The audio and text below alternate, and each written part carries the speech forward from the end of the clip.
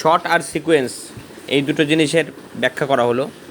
Short আর সিকোয়েন্সের মধ্যে পার্থক্য: শর্ট একটি একটানা ক্যামেরা টেক, কোনো কাট ছাড়াই ক্যামেরা চালু থেকে বন্ধ হওয়া পর্যন্ত যা ধারণ করা হয়।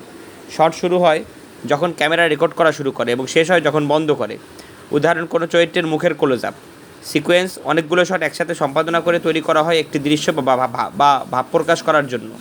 সাধারণত এতে শুরু, মধ্য ও শেষ থাকে, একটা ছোট গল্পের মতো কাজ করে। উদাহরণ: একটা চেস সিকোয়েন্স যেখানে দৌড়ানো, ধাওয়া, লাফানো, ধাওয়াকারী কাট শট ইত্যাদি একত্রে থাকে।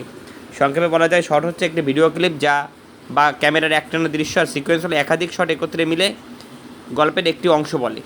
কেন শর্ট ও সিকোয়েন্স সিনেমা বানানোর জন্য জরুরি? সহজভাবে ব্যাখ্যা: শর্ট ভিজুয়াল গল্প বলার পাথর। প্রতিটি শট দিয়ে একটা তথ্য প্রকাশ করা হয়, যেমন আবেগ, স্থান বা কার্যকলাপ। ক্যামেরার অ্যাঙ্গেল ও মুভমেন্ট দর্শকের অনুভূতির ওপর প্রভাব ফেলে, যেমন ক্লোজ আপ সমান আবেগ, ওয়াইড শট সমান জায়গা বোঝায়। ভালোভাবে কম্পোজ করা শট সিনেমার মুড, রিদম আর ভিজুয়াল মানে তৈরি করে। সিকোয়েন্সেস মানে সম্পূর্ণ মুহূর্ত বা ভাব প্রকাশ। সিকোয়েন্স হলো একাধিক শট মিলে একটি অংশের গল্প বলা। এটি ঘটনাগুলোকে যুক্তভাবে উপস্থাপন করে, গতিময়তা তৈরি করে, ফিল্মের গতি নির্ধারণ করে, অ্যাকশন দৃশ্যে দ্রুত, ড্রামায় ধীর, আবেগ তৈরি করে। ভালোভাবে ব্যবহার করা শর্ট ও সিকোয়েন্স দর্শককে চরিত্র ঘটনাগুলোর সাথে জড়িয়ে ফেলে। উদাহরণ: দুঃখের দৃশ্যে ধীর শট ও শান্ত সিকোয়েন্স মিলে গভীর আবেগ তৈরি করে। গল্পের স্পষ্টতা ও গতি: ভালোভাবে পরিকল্পিত সিকোয়েন্স দর্শকের জন্য গল্প বোঝা সহজ করে, সময় আর স্থানের ভেতর দিয়ে নির্বিঘ্নে নিয়ে যায়।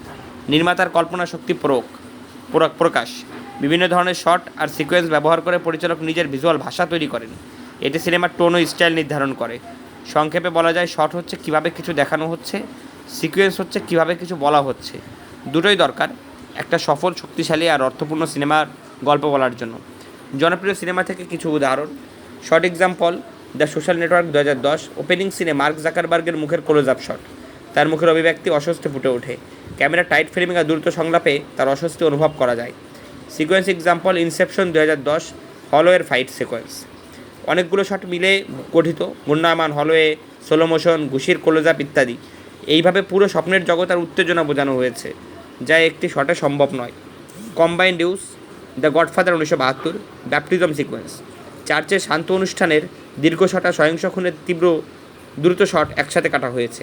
এতে শান্তি ও হিংস্রতার বৈপরত্য ফুটে ওঠে, যা গভীর আবেগ তৈরি করে।